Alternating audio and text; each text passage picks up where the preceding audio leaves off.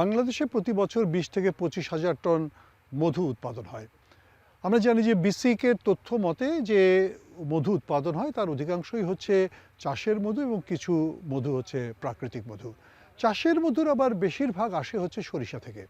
সরিষার মাঠগুলোতে যে বাক্স স্থাপন করা হয় সেই বাক্সের মধ্য দিয়ে আমরা রানী মৌমাছিকে পালন করি এবং সেখান থেকে কিন্তু আমরা শ্রমিক মৌমাছিগুলো পুরো মাঠ জুড়ে মধু সংগ্রহ করে সেটি এই বাক্সে জমা করে এবং এই মধু নিয়ে কিন্তু একটি বড় ধরনের আয়োজন চলে সারা দেশে।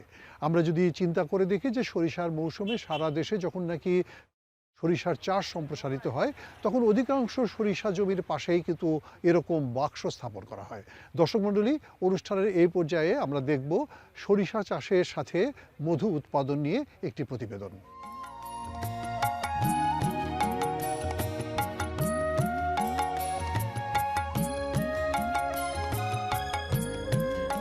অনুষ্ঠানের শুরুতেই বলছিলাম বাংলাদেশ ক্ষুদ্র ও কুটির শিল্প কর্পোরেশন বা বিসিক তারা বলছে গত বছর প্রাকৃতিক ও চাষ থেকে মধু সংগ্রহ হয়েছে 20 থেকে 25,000 টন, যার মূল্য আসলে কয়েক হাজার কোটি টাকা। এর মধ্যে অবশ্য চাষের মধু 90 থেকে 95%, বাকিটা প্রাকৃতিক। এখানে অনেক প্রতিষ্ঠান আছে। মৌমাছি যারা পালন করেন তারা সরিষা মাঠের পাশে গিয়ে বাক্স নিয়ে বসে থাকেন। কারো কাছে আছে 100টি বাক্স, কারো কাছে 150টি বাক্স, কারো কাছে 300টি বাক্স। জমির আকার আয়তনের সাথে কিন্তু বাক্সের সংখ্যাটি নির্ভর করে এবং এই বাক্সগুলোতেই কিন্তু মধু সংগ্রহ করা হয়। যারা 100 থেকে 150টি বাক্স স্থাপন করেন তারা বলেন যে সপ্তাহে গড়ে 10 মণ মধু পাওয়া যায় এই সমস্ত বাক্স থেকে, যার বাজার মূল্য প্রায় 1,30,000 টাকা। এবং এরকমভাবে যদি আমরা চিন্তা করি তাহলে সিরাজগঞ্জ জেলাতে এরকম হাজার হাজার বাক্স স্থাপন করা হয়েছে বিভিন্ন জায়গাগুলোতে। আমরা জানি যে এই উত্তরবঙ্গে যেখানে নাকি সরিষার চাষ খুব বেশি হয় সেই সরিষার চাষের সাথে সম্পৃক্ত মৌমাছি পালন করেন এরকম কৃষকের সংখ্যা কিন্তু তুলনামূলকভাবে কম নয়। তারাও কিন্তু অসংখ্য বাক্স নিয়ে এ সমস্ত জায়গায় থাকেন। এই যে বাক্সগুলো আমরা দেখছি এই বাক্সগুলোর ভেতরে কিন্তু অনেকগুলো চেম্বার তৈরি করা আছে। মূলত এই বাক্সের কোনো এক কুঠুরিতে রানী মৌমাছিকে পালন করা হয় এবং সেইখানে চেম্বারের ভেতর থাকে শ্রমিক মৌমাছিদের অবস্থান। তারা মাঠ ঘুরে এই মৌমাছিগুলো মধু সংগ্রহ করে নিয়ে আসেন এবং সেগুলো কিন্তু এই চেম্বারেতে জমা করেন। সপ্তাহ পর পর এখান থেকে এই চেম্বারগুলো বা চাকগুলো বের করে সেখান থেকে মধু সংগ্রহ করা হয়। মূলত এটি অত্যন্ত প্রাকৃতিকভাবে সংগৃহীত মধু এবং সবচেয়ে বড় কথা হচ্ছে যে সমস্ত জায়গায় কৃষকরা এই মৌমাছি বাক্স দেখতে পান সে সমস্ত জায়গায় সরিষা ফুলে কিন্তু কোনো রকমের কীটনাশক প্রয়োগ করা হয় না। যেহেতু মৌমাছিগুলো সরাসরি ফুল থেকে মধু সংগ্রহ করে নিয়ে আসে এবং এই সরিষা ফুলগুলোতে কোনো রকমের কীটনাশক প্রয়োগ করা হয় না, সেজন্য মধুগুলো বিশুদ্ধ এবং নিরাপদ থাকে সবসময়।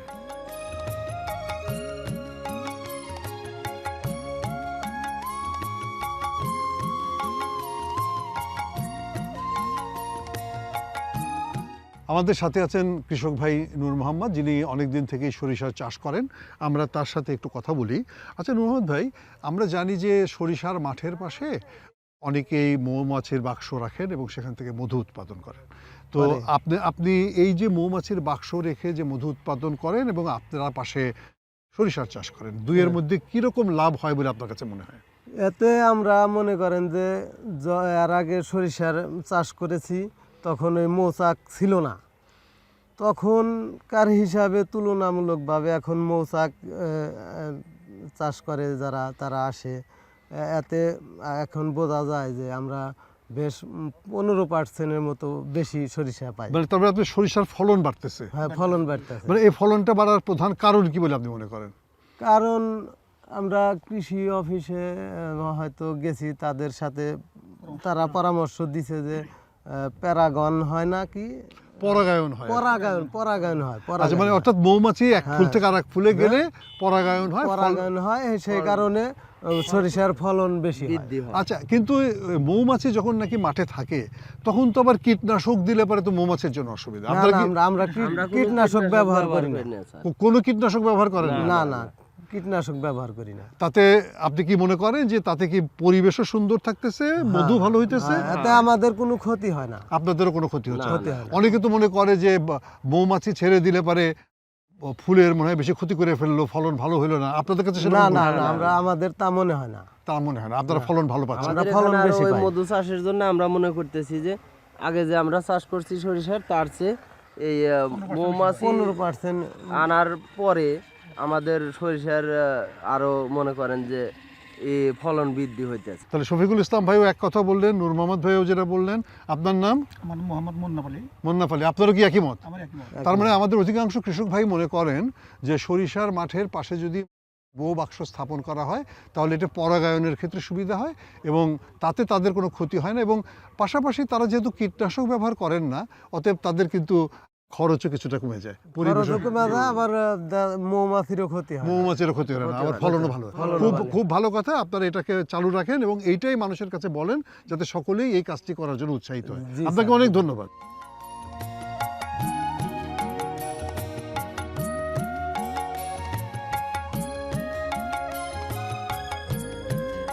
সিরাজগঞ্জ জেলায় কিন্তু এরকম অনেক উদ্যোক্তা আছেন যারা নাকি এরকম বাক্স নিয়ে মধু সংগ্রহ করে থাকেন বিভিন্ন জায়গাতে। আমরা জেনেছি যে এই বছর প্রায় 1100 কোটি টাকার মধু বেচা কেনা হবে শুধুমাত্র সিরাজগঞ্জের সরিষা মাঠ থেকে।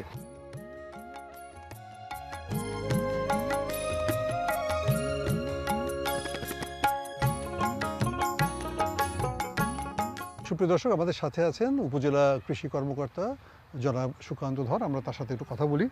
সুকান্ত, আমরা জানি যে এই মৌমাছি পালনটা সরিষা চাষের সাথে সম্পৃক্ত হয়ে গেছে এবং অনেক জায়গাতেই এটি হচ্ছে এবং মধু উৎপাদন হচ্ছে। আপনার এই উপজেলাতে এবছর কীরকম মৌ চাষি এসেছে? ধন্যবাদ। সরিষা চাষের সাথে মৌ চাষ বা মৌ বক্স এটা খুব ওতপ্রোতভাবে জড়িত। এটা একদিকে যেরকম সরিষার উৎপাদন বৃদ্ধি করে পলিনেশনে সহযোগিতা করার মাধ্যমে, অপরদিকে আমাদের স্থানীয় যে ইকোনমিটা আছে সেটাও বেশ চাঙ্গা হয়। এবং এবছর আমাদের বেলকুচি উপজেলাতে 3820টি বক্স এখন পর্যন্ত আমাদের বসেছে। আমাদের এখনও বেশ কিছু ইউনিয়নে সরিষা একটু লেট হয়, ওখানে বক্স আরও বসবে। তো আমরা আশা করছি আমাদের 5000-এর মতো মৌ বক্স আমরা বসাতে পারবো এই বছরে। এখন পর্যন্ত আমাদের 3820টি বক্স বসেছে এবং সেখান থেকে আমরা আশা করছি যে প্রায় 25 টনের মতো আমরা মধু পাবো। এমনি কৃষকের সাথে মৌ চাষিদের যে রিলেশনশিপটা, সম্পর্কটা, সেটা কেমন আপনার কাছে মনে হয়? এটা আসলে একটা ইন্টারেস্টিং যে এখানে আমাদের প্রথম দিকে কৃষকরা আসলে তাদের প্রযুক্তিগত জ্ঞান একটু কম থাকার জন্যই হোক বা যে কারণেই হোক মৌ চাষি যারা আসে তাদেরকে আসলে খুব একটা সহযোগিতা করতো না। তো গত কয়েক বছর যাবত আমরা খুব চেষ্টা করছিলাম যে মৌ বক্স বসলে যে আমাদের সরিষার উৎপাদনটা বাড়ে এবং মৌমাছি যে সরিষার উৎপাদনের জন্য খুবই একটা কার্যকরী উপায়, সেটা আমরা আসলে কৃষকদেরকে বোঝাতে পেরেছি। তো এখন আমার মনে হয় যে সার্বিকভাবে মৌ চাষিদের সাথে সরিষা কৃষকদের সম্পর্ক অনেক ভালো এবং সহযোগিতাপূর্ণ সম্পর্ক। প্রথম দিকে আসলে খুব সমস্যা হতো। এমনি তাহলে এবছর তো প্রাকৃতিক দুর্যোগের কারণে মৌ চাষি উনি বলছিলেন যে এবছর তার মধু উৎপাদন কাঙ্ক্ষিত মাত্রায় হচ্ছে না। আপনার কি অবজারভেশন? এটা হচ্ছে এটা কিছুটা আংশিক সত্য, কারণ আমাদের যে হারে শৈত্যপ্রবাহ হচ্ছিল তাতে শৈত্যপ্রবাহ হলে যেটা হয় মৌমাছিরা তাদের স্বাভাবিক গতিবিধিটা করতে পারে না। তো সেক্ষেত্রে মধু সংগ্রহটাও বাধাগ্রস্ত হয়। তো আমরা আশা করছি যে কিছুটা হয়তো বা আমাদের হ্যাম্পার হবে, বাট সামনের দিনগুলো যদি আমাদের স্বাভাবিকভাবে ভালো যায় তো আমরা সেটা পুষিয়ে নিতে পারবো আসলে। এবং সরিষার উৎপাদনের ক্ষেত্রে সরিষা উৎপাদনের ক্ষেত্রে আমাদের বড় ধরনের কোনো ইম্প্যাক্ট পড়বে না। আসলে। আচ্ছা, খুবই ভালো কথা, আপনাকে অনেক ধন্যবাদ। আপনি একটা চমৎকার কিছু তথ্য দিলেন এবং এটাও সত্যি কথা যে আমাদের এই উদ্যোক্তাদের সাথে যে কৃষকদের যে রিলেশনশিপের জায়গাটি, এটি যে পজিটিভ, এবং এটা আগামী হচ্ছে আগের দিয়ে, এটা খুবই ভালো কথা। আপনাকে অনেক ধন্যবাদ। আপনাকে অনেক ধন্যবাদ।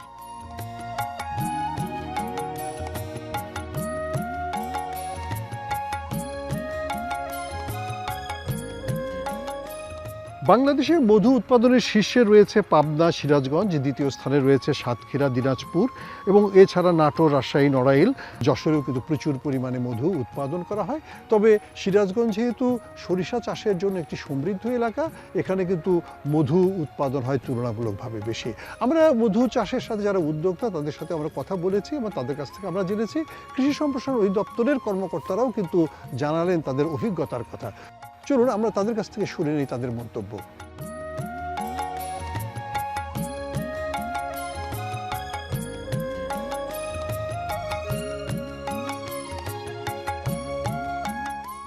সরিষার সাথে মধু একটি ওতপ্রোত সম্পর্ক আছে, কারণ আমরা জানি যে সরিষার মাঠের পাশে এই মৌমাছির বাক্স স্থাপন করা হয়। এবং এই বিষয়টি নিয়ে আমরা কথা বলছি সিরাজগঞ্জ জেলার উপপরিচালক কৃষি সম্প্রসারণ অধিদপ্তরে জনাব এ কে এম মঞ্জুরে মওলার সাথে।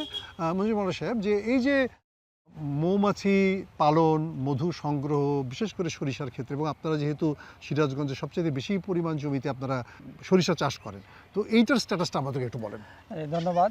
সরিষার মধুকে আমরা বলে থাকি চান্স ক্রপ। সরিষার ক্ষেত্রে বিশেষত সিরাজগঞ্জ জেলায় এবছর 90,550 হেক্টর জমিতে সরিষা উৎপাদিত হয়েছে এবং আমাদের মধু চাষের লক্ষ্যমাত্রা 407 মেট্রিক টন। ইতিমধ্যে আমাদের 237 জন মৌচাষী ভাইয়েরা এই জেলায় অবস্থান করছেন। আজ পর্যন্ত 270 মেট্রিক টন মধু উৎপাদিত হয়েছে।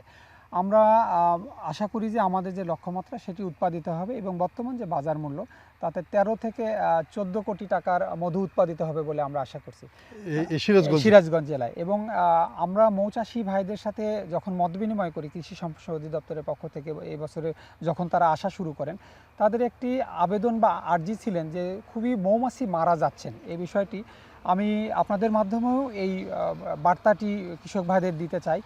আমি বিশেষত যারা মৌমাছি নিয়ে গবেষণা করেন তাদের সাথে আলাপ করে এই মৌমাছি রক্ষার্থে করণীয় সম্পর্কিত আমাদের একটি লিফলেট তৈরি করে আমরা মৌচাষী, কৃষক, বালাইনাশক ডিলার সকলের সাথে মত বিনিময় করে কৃষক ভাইদের অন্ততপক্ষে এই বিষয়টি এবার বোঝাতে সক্ষম হয়েছি যে যদি তাদের কীটনাশক ব্যবহার করতে হয় তাহলে অন্ততপক্ষে কৃষি বিভাগের পরামর্শ নিয়ে তারা এই বালাইনাশক বা কীটনাশক ব্যবহার করবে এবং এটি ব্যবহার করতে হবে আসলে পরন্ত বেলায়। আমরা বলছি যে অন্ততপক্ষে আসরের নামাজের পরে যখন মৌমাছি ঘরে ফেরে, তাহলে আমরা এই যে মৌমাছিকে মৃত্যুর হাত থেকে রক্ষা করতে পারবো এবং সিরাজগঞ্জ জেলায় মধু চাষ এবং সরিষা চাষের যে তার অগ্রযাত্রা সেটি অব্যাহত রাখতে পারবে। আমি আপনাকে একটা কথা জিজ্ঞেস করতে চাই, আপনি যেহেতু প্রসঙ্গটা বললেন যে আমাদের মানে যদিও মৌমাছি পালনের এই ইস্যুটি এটি আমাদের দেশে সরাসরি বিসিকের সাথে এক ধরনের সম্পর্ক আছে, তাহলে বিসিক এবং কৃষি সম্প্রসারণ অধিদপ্তর বা কৃষি মন্ত্রণালয় এর মধ্যে আরও নিবিড় যোগাযোগ তৈরি করার প্রয়োজন আছে কিনা, বিশেষ করে গবেষণার ক্ষেত্রে এবং প্রযুক্তি উদ্ভাবনের ক্ষেত্রে এবং পরস্পরের সহযোগিতার মধ্য দিয়ে তো এই কাজটা আরও ভালো হতে পারে। এটি আপনি খুবই যথার্থ এবং যৌক্তিক কথা বলেছেন। আসলে বিসিক মৌমাছি নিয়ে অনেক আগে থেকে কাজ করলেও এই মৌচাষী বা মৌমাছি নিয়ে কাজের সফলতা যেটি এসেছে সেটি কৃষি সম্প্রসারণ অধিদপ্তরের হাত দিয়ে এসেছে এবং এবছরে সরকার নতুন করে মৌচাষীদের উৎসাহিত করার লক্ষ্যে প্রণোদনা ঘোষণা করেছে এবং সিরাজগঞ্জ জেলায় 110 জন কৃষকের মাঝে আমরা এই মৌবক্স বিতরণ করব। এবার এটি প্রক্রিয়াধীন আছে। আমরা আসলেও আশাবাদী যে বিশেষত গবেষণা প্রতিষ্ঠান যারা আছেন তারা এই মৌমাছির রোগ বালাই এবং মৌমাছি রক্ষার্থে যে করণীয় যে বিষয়গুলো আছে তারা গবেষণা করবেন, আমাদের কাছে নতুন নতুন তথ্য উপাত্ত দেবেন। আমরা কৃষক ভাই এবং মৌচাষী যারা আছে তাদের মাধ্যমে এটি প্রচার করে এই শিল্পকে আরও সমৃদ্ধ করতে পারব। খুবই ভালো কথা বলেছেন। আসলে আমাদের সকল স্টেক হোল্ডারেরই একসাথে কাজ করা দরকার যদি আমরা সেক্টরটিকে বাঁচাতে চাই বা একে যদি বিকশিত করতে চাই। আপনাকে অসংখ্য ধন্যবাদ। আপনাকেও ধন্যবাদ।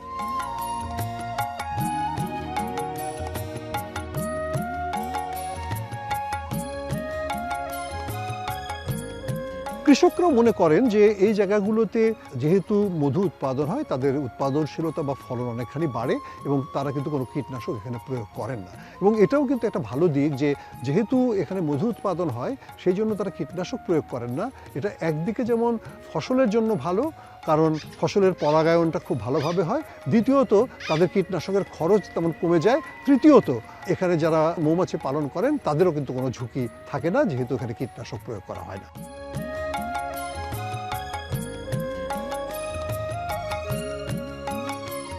আমাদের সাথে আছে মৌচাষী শহীদুল ইসলাম, যিনি আসছেন সাতক্ষীরা থেকে, তাই না? জি। আচ্ছা, আমরা তার সাথে একটু কথা বলি। উনি এসছেন এই মধু সংগ্রহ করতে এই সিরাজগঞ্জ জেলায়। আপনি কবে আসছেন এখানে? আমি আসছি নভেম্বর মাসে 29 তারিখ। এখানে প্রথম নাকি এর আগে অন্য কোথাও? আমি একটা মাঠ করছি বেলকুচি থানায়, হ্যাঁ, আর ওটা শেষ করে এখানে চলে আসি। তো বেলকুচি থানায় যে মাঠটা করছেন সেটা কত বড় মাঠ ছিল? প্রায় 500 হেক্টর জমি। কীরকম মধু পাইছিলেন ওখানে? ওখানে ওয়েদার খারাপ ছিল, দুবার হারভেস্ট করছি, 25 মনের মতন মধু হারভেস্ট করতে পারছি। এবারে এখানে কীরকম অবস্থা দেখতেছে? ইনশাল্লাহ ওয়েদার ভালো হয়েছে। 7 তারিখের পর থেকে আশাবাদী যে আমি ইনশাল্লাহ। কয়টা বাক্স আছে আপনার এখানে? আমার এখানে আছে, আমার মোট বাক্স হলো 275টা। হ্যাঁ, এখানে 275টা আছে এখানে 119টা আছে আর এক জায়গায় আছে আরগুলো। আরগুলো। আচ্ছা, এমনি আপনি এখানে যে মধু সংগ্রহ করছেন সেটা সংগ্রহ শেষ করে আপনি এখান থেকে আবার কোথায় যাবেন? আমি এখানে এই সরিষা শেষ হয়ে যাওয়ার পরে আমি শরীয়তপুর, মাদারীপুর, ওটা কিসের মধুর জন্য? ধুনিয়া, কালোজিরা মিক্সার ফুলের মধুর সংগ্রহ করার জন্য মাঠে নিয়ে যাবো। আচ্ছা, এই যে আপনারা এখানে মধু সংগ্রহ করেন এবং এখানে যে কাজ করেন, তাতে আপনাদের কাছে কি মনে হয় যে এটা আপনাদের জন্য ব্যবসা হিসেবে লাভজনক? ইনশাল্লাহ, যদি আমি মনে করি যে মৌ সেক্টরে যদি কোনো দুর্নীতি না থাকে, ইনশাল্লাহ লাভবান হওয়া যাবে। দুর্নীতিটা কোথায় হয় মূলত? দুর্নীতিটা মনে করেন যে এই মকসদটাগুলো নকলে বেশি করে, সিন্ডিকেট করে, নকল করে, সেই কারণে মানে অর্থাৎ যারা ব্যবসায়ী তারা হয়তো কেউ কেউ দুষ্টামি করে আর কি, করার কারণে এগুলো নষ্ট হয়ে যাচ্ছে এই মৌ সেক্টরগুলো। আচ্ছা, এমনি আপনার এই যে এখানে যে রানী মৌমাছি পালন বা ওই যে যখন নাকি ড্রাই মোমেন্ট থাকে সেই সময়গুলোতে আপনারা কিভাবে এগুলোকে যত্ন করেন? আমরা যত্ন করি, আমরা প্রশিক্ষণ নেওয়া, এগুলো প্রশিক্ষণ নিয়ে বেশি থেকে প্রশিক্ষণ নিয়ে আমরা এগুলো পালাই। কত বছর থেকে করেন এটা আপনি? আমি প্রায় 14 সাল থেকে এই জগতে জড়িত। এখানকার যে স্থানীয় কৃষকরা যে আছে তারা কি আপনাকে সহযোগিতা করছে? ইনশাল্লাহ সহযোগিতা করে আমাদের। সহযোগিতা করে। মাঠ পর্যায়ে। এখানে যে মানে কীটনাশক দিলে তো ফসলের জন্য হয়তো মনে করে ভালো, কিন্তু মৌমাছির জন্য খারাপ ক্ষতি থাকে। করে, হ্যাঁ। কিন্তু কীটনাশকটা তারা দেয় না, আমরা আসি, আমাদের ডেকে নিয়ে আসে ওনারা, উপজেলায় আসার পরে ওনারা কীটনাশকগুলো দেয় না। আবার কীটনাশক যখন দেয় আমরা বলি যে 4টির পরে দেবেন, তাহলে আমাদের আর কোনো ক্ষতি হবে না। আচ্ছা, যখন অর্থাৎ তারা আপনাদের সাথে আপনাদের সহমত করে আপনারা কাজ করছেন। তাহলে কি মনে হয় যে এখন এই ব্যবসাটা যদি আপনি যেটা করতে পারতেছেন সেটা কি মোটামুটি ভালোভাবে করতে জি, পারতেছেন? আলহামদুলিল্লাহ ভালোভাবে করতে পারতেছেন, খুব ভালো কথা শহীদুল ইসলাম। আপনি কি আশা করতেছেন এবছর কত মধু পাবেন এই আপনার এই 2 মাঠ থেকে? আমি 2 মাঠ থেকে আমি আশাবাদী ছিলাম। আমি নভেম্বর মাসে 29 তারিখে বেলকুচি উপজেলায় চলে আসি। আমি শেরপুর পাহাড়ে ছিলাম, পাহাড় থেকে এই বেলকুচি উপজেলায় চলে আসি নভেম্বর মাসে 29 তারিখ। আমি আশাবাদী ছিলাম এখানে আমি 8টা কালেকশন দিতে পারবো। 8টা কালেকশনে প্রায় 8 টনের মতন মধু আমি সংগ্রহ করতে পারবো, কিন্তু সেটা হইতেছে না। না, 25 মণ কেবল 1 টন মধু পাইছি। আলহামদুলিল্লাহ 7 তারিখের পরে ওয়েদার ভালো হয়েছে, ওয়েদারের পরে যদি আশাবাদী আরো 2-4 টন হয়তো হইতে পারে। 2-4 টন হতে পারে, কিন্তু অন্য বছর আমি 10 টন 15 টন করে মধু পাই সরিষায়। এবছর আমি একটু কম হয়েছে ওয়েদারের কারণে।